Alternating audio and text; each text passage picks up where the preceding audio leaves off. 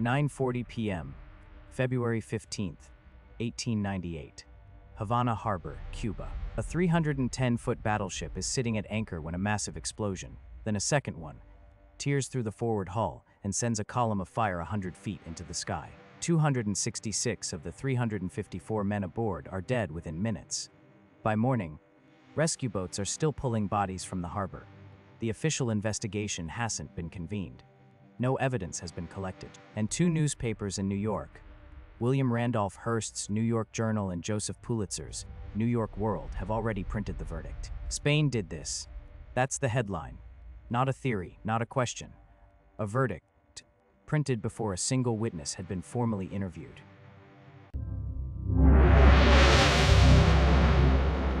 Here is what every high school history class gets right. The USS Maine sinking helped start the Spanish-American War, and yellow journalism made it happen. Here is what they leave out. The 1898 Naval Court of Inquiry concluded the ship was destroyed by a mine, but it never blamed Spain. A mine and Spain are two completely different conclusions, and the press treated them as identical. Wait, so the official government report said, mine, unknown origin, and the newspapers just heard mine and filled in Spain, did it themselves?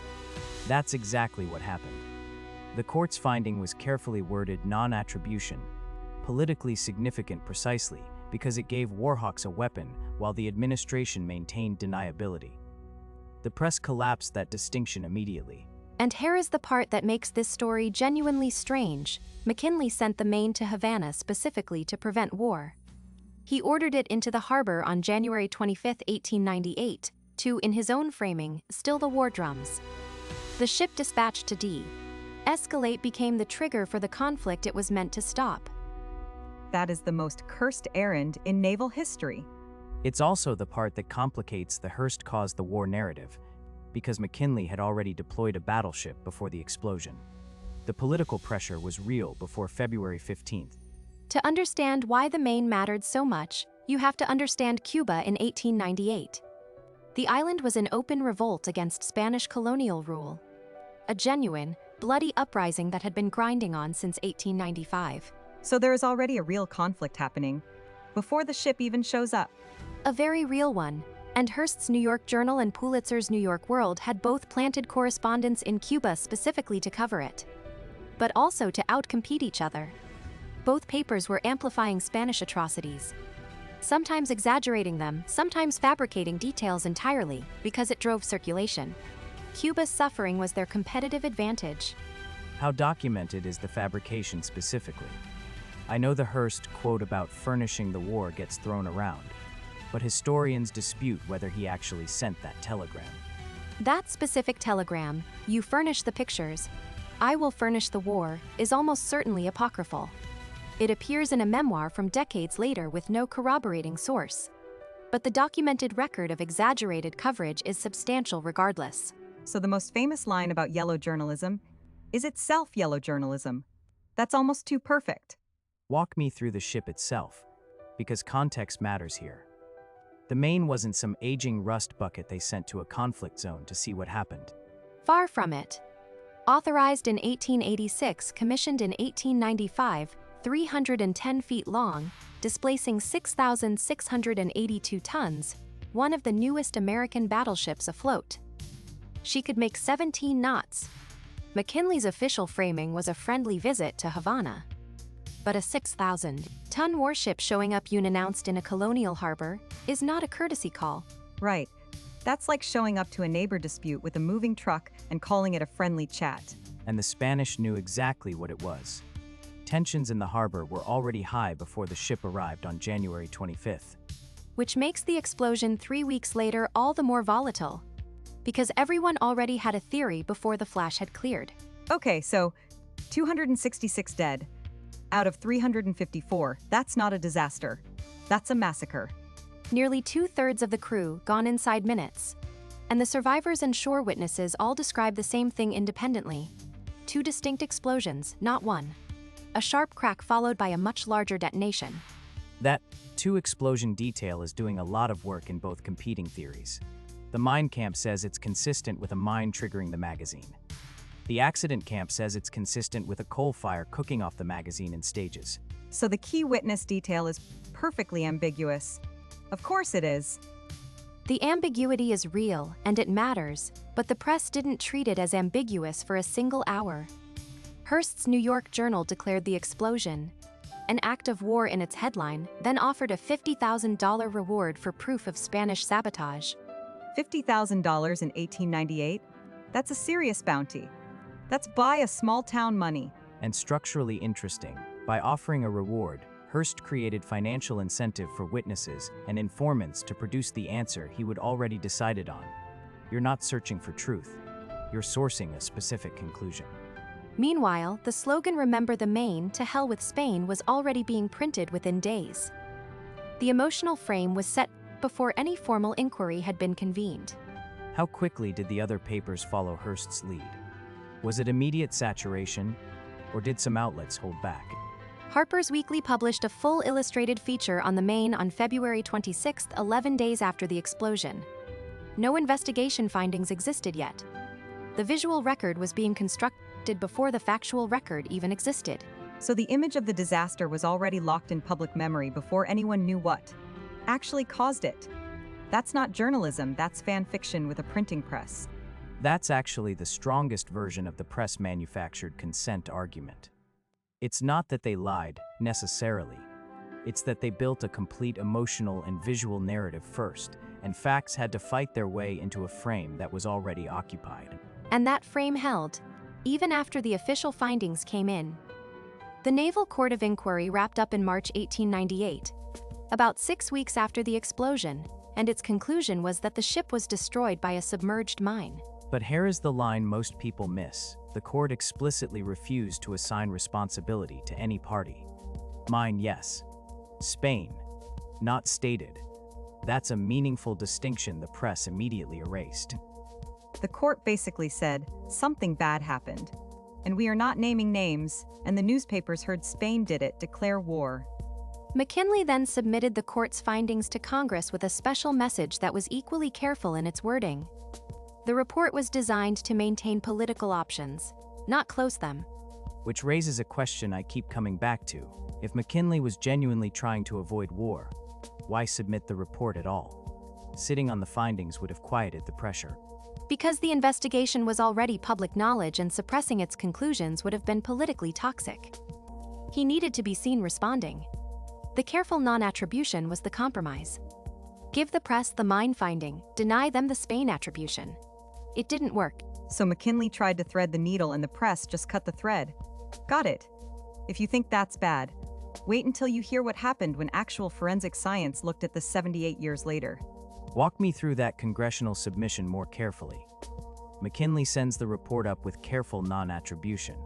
What does Congress actually do with it? They read mine and declared war. The Senate and House treated the court's forensic finding as a geopolitical verdict, even though the court had gone out of its way to avoid making one. The war resolution passed in April 1898, 11 weeks after the explosion. 11 weeks. That's how long it took to go from explosion of unknown origin to we are at war. That's faster than most congressional committee schedules. And the press was doing that conversion work the entire time, taking a non-attribution finding and running it as confirmation of Spanish guilt, day after day, for 11 weeks straight. Which brings us to the circulation war itself. Both Hearst and Pulitzer had been competing aggressively over Cuba since 1895, 3 years before the Maine, sending correspondents to file increasingly dramatic dispatches. The war gave them material. The Maine gave them a monopoly on public outrage.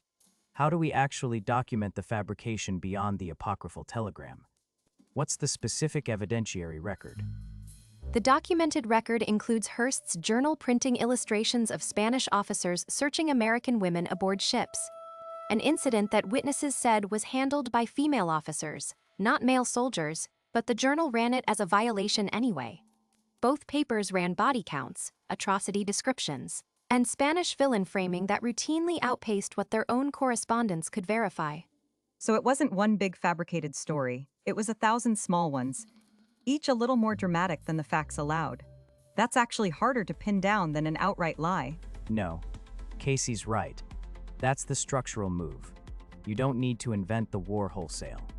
You just need to make every real story slightly more enraging than the evidence supports, repeatedly, for 3 years. And by the time the Maine exploded, the public had been emotionally primed for years. The slogan "Remember the Maine," to hell with Spain, didn't have to do any persuasion work. It just activated a frame that Hearst and Pulitzer had already built. Okay, but here is what I keep wanting to know. Did the circulation numbers actually go up? Did the papers profit off this? That is exactly the right question. Did we ever get hard numbers on that? The journal's circulation reportedly hit close to 1 million copies a day during peak Maine coverage, a figure that would have been unthinkable a few years earlier. Hearst understood, possibly before anyone else, that war was the ultimate content. So the paper that manufactured the most outrage was also the paper that became dominant in New York. The incentive structure was working exactly as designed. They monetized a war in 1898, and we think engagement farming is a new problem. Now, here is where the story gets complicated in a way that doesn't fit the standard yellow press narrative. In 1974, Admiral Hyman Rickover, the man who built the nuclear navy, was commissioned to re-examine the Maine using forensic techniques that didn't exist in 1898. He published his findings in 1976 as a monograph called "How the Battleship Maine Was Destroyed." Rickover's conclusion, and this is the part that reshuffled the whole historical consensus, was that there was no mine. Correct. He argued the explosion was almost certainly an internal accident. Specifically, spontaneous combustion in a coal bunker that sat adjacent to an ammunition magazine. So the ship blew itself up.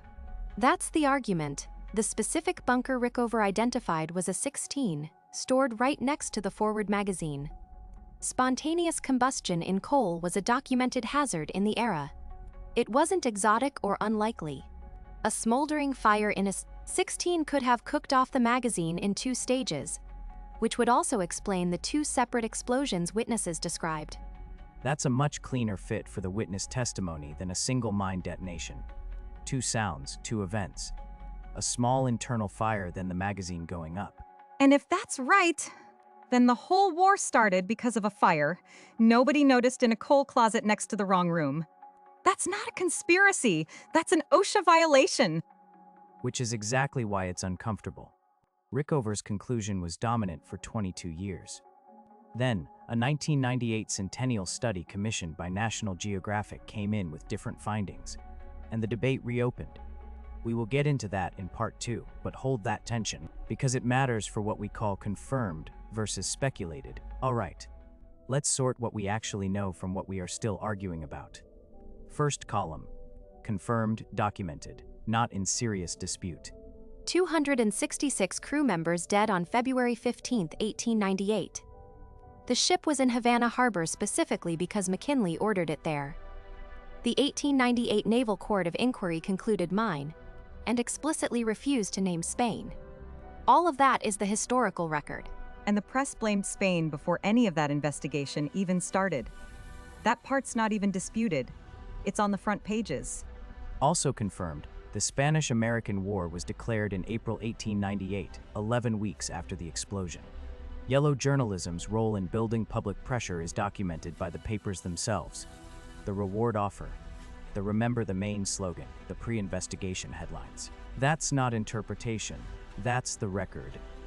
The second column, genuinely unresolved, is the cause of the explosion itself. Rickover said internal coal fire. The 1898 court said external mine.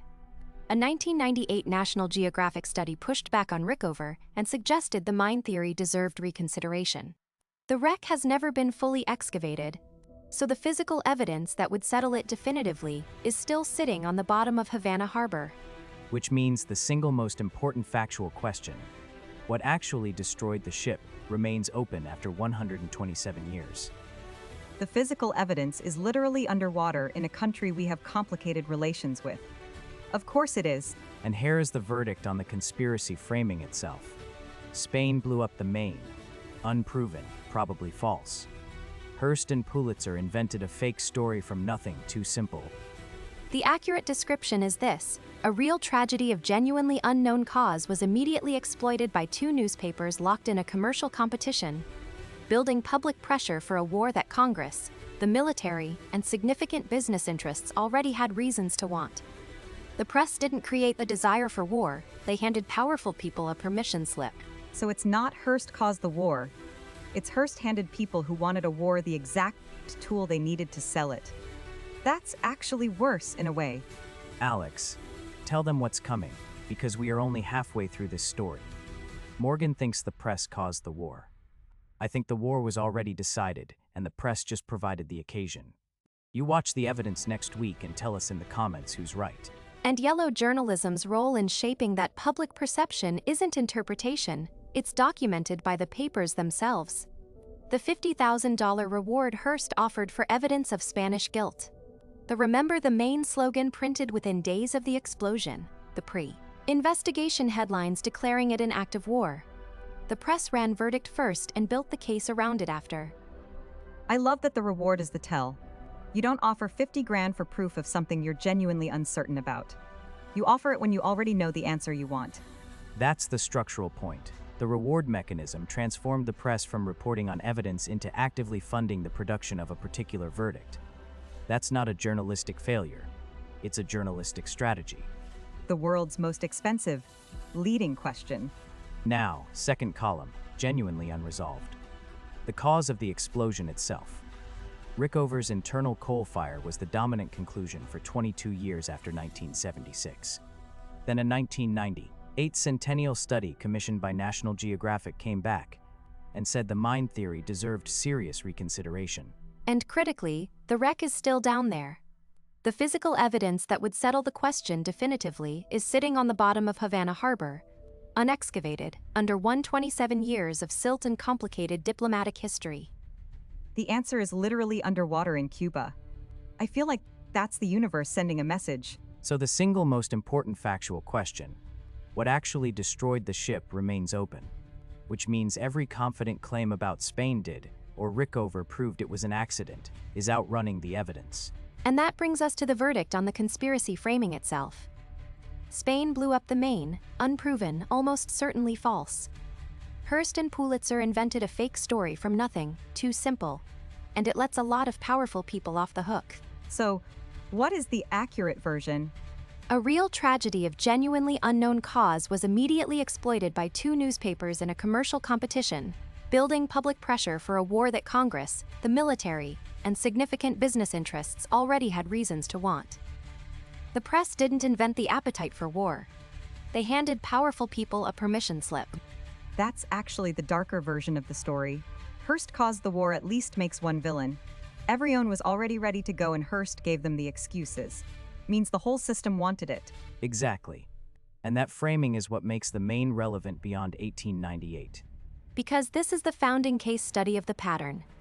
Ambiguous incident, immediate blame, public emotional mobilization before any investigation. Gulf of Tonkin in 1964. A naval skirmish of genuinely disputed severity becomes the justification for full-scale Vietnam escalation within 48 hours. WMD claims before the Iraq invasion, 2002-2003. The weapons existed in the emotional and political frame long before the UN. Inspectors finished their work.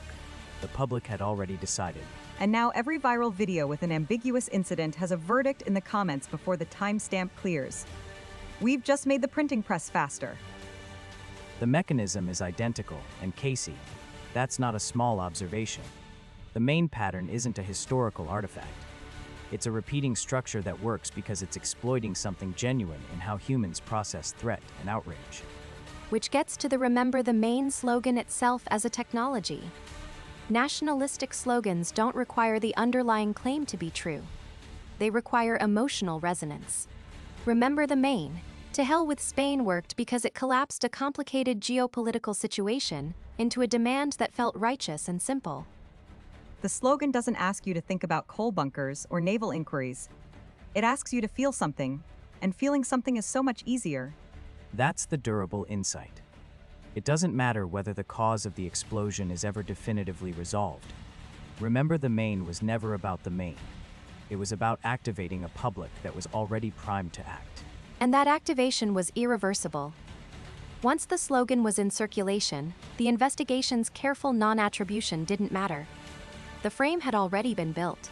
And facts, as Rickover found 76 years later, didn't dismantle it. Remember, the Maine outlasted the war, outlasted the people who printed it, outlasted the wreck itself. That's a really good slogan and a really bad epistemology. If that sounds familiar, hit subscribe and the bell. We do this every week, and next week is somehow weirder. Here's the question I keep circling back to. Did the press cause the war, or did it just give cover to people who already wanted one? McKinley and Congress had imperialist ambitions in Cuba, Puerto Rico, and the Philippines that predate the explosion by years. That's the real argument. The military had war plans for Cuba before the Maine sailed. Business interests wanted Spanish colonial markets opened. The political will was already there.